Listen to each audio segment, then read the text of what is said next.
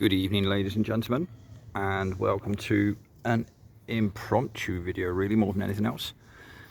I was just going for a walk to sort something out in a neighbouring town / village, and of course I had to walk past Corpus Christi Church in the background there, which is a church that I did a video on a few weeks ago, a couple of months ago now, because basically the times or the dates of when these were built do not correspond at all with, let's just say, and this is all according to the history books, by the way, so we're using their data and information really. They don't correspond at all with the technology that they would have had at their disposal. Never mind, the populations were far too low in the regions. You can look them all up, and you know, the transport systems, the logistics, the know-how, the materials, the equipment, you know, etc., etc. It just goes on and on and on the list. And of course, you know, that was one of the first buildings that I started looking at properly, along with the water towers and stuff like that, because we figured out that, of course, bricks plays a key role in all of this as well. Because once you can date them, then you kind of can, let's just say, already call into question a bulk of those dates. But of course, walking around the corner from Corpus Christi Church that you see there in the background, and I did know that there was this around the corner, but I never really gave it a closer look.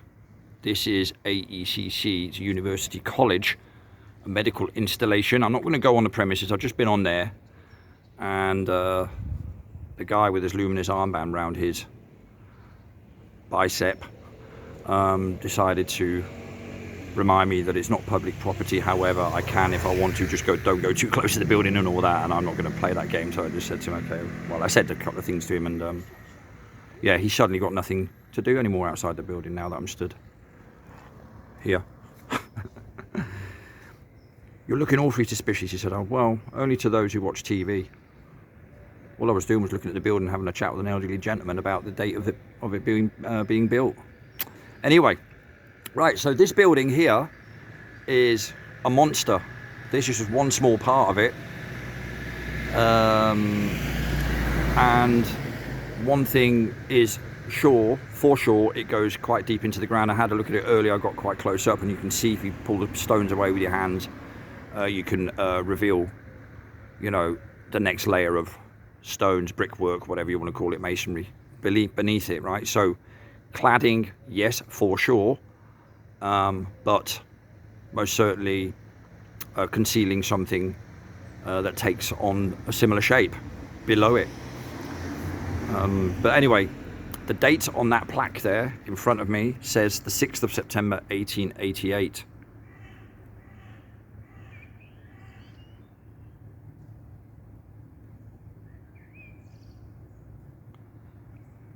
And of course, that's 3 years after the introduction of basically mass brick making installations and factories. I'm going to walk around the wall and we're going to take a look at it sort of a little bit from a distance. I don't want to walk in there and antagonize them unnecessarily. Now I've had my say, but you know, this building is a large building. We see quite a lot of these sorts of things in, well, if you go on YouTube and you look at some of the content creators, they talk about the asylums / orphanages, those types of buildings, and this resembles those for sure from an architectural sense, most definitely. The material that's used here on this particular building is called Purbeck rock, but the windows, as you can see, are not plumb or flush with the edge of the wall, the outside face of the wall. The windows do go in 6 inches, roughly, a bit less maybe. So clearly that's cladding. And when you look down the grids, so again, there are gutters right and left of that main entrance. So behind that sign where it says reception, there's a gutter there as well. And I took a look down there earlier as well, and it goes at least 2 meters further down. Now you would have to go deep to support the weight of a building this size. And we'll go around the other side. I'll just lift you over the wall excuse the shaky footage. I'll blame it on the phone. It's not the best phone I've had, I've got to say. But yeah, look at this. And some parts of the building look considerably newer than others. The gentleman was telling me earlier they just recently had a facelift, not facelift, but like a deep clean. But yeah, it's very, very fascinating building and very large. Again, you know, you're talking about a building that allegedly was built in a time. I'll move the camera down here. You don't want to be looking like over there while we're walking this way. We're talking about a time where, of course, the population of this region, as I mentioned in a much earlier video, was not even 900 people. Right, so you have, this is the other side of it. So we've walked round the back of it. And if you went over that building in a straight line, which way, the way we're facing, 150 yards is Corpus Christi Church. So you've got these ginormous buildings. The one on the left there used to be a church. It's now a library, I was told. Yeah. And it's just, there's a rose window in there as well on the gable that sort of creates that alleyway next to the main building here. There is a rose window, a circular window in there. In fact, if I go a little bit down here, I don't really want to film it. I don't want to give an unnecessary reason to. I'm not going to bother doing that, but because they do have cameras everywhere. But yeah. So obviously that was a church, large chapel, whatever you want to call it. Well, certainly was repurposed to that at one stage before it's then now been moved on to a library. So in 2 generations' time, people ain't going to probably ever make a connection between that and a church. But anyway, that's what you're kind of seeing all around here. And it's very, very interesting to see, most definitely. But I just thought I'd mention that because it was a building that I wanted to have another close look at. Yeah, there you go. AECC, University College, transforming lives through health sciences. Well, our futures are saved. And we can rest easy, eh? Beautiful. At least it's very reassuring to know that we can leave ourselves in the hands of people at the hilt, the business end of those sorts of institutions like health. The ones that are quite important. Yeah, but I'm definitely going to look up this place and see what it used to be, because it obviously wasn't this the whole time. I'm no doubt in the narrative of this building they'll say something about, I don't know, a school, because it looks like a classic kind of yeah, a school you'd sort of see in a horror movie. High school students just about to knock off for their summers. This could be your opening scene here. I'm sure it would look quite nice here actually at sunset. Yeah, beautiful building, no doubt. But there we go, there we have it. I was waffling on there a little bit, but do forgive me. Yeah, it's been a gorgeous day today, by the way. Very, very, very warm here for this time of the year in England.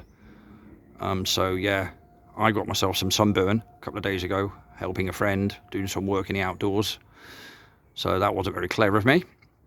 But then again, I should have known, you know, you get less wet living inside a swimming pool.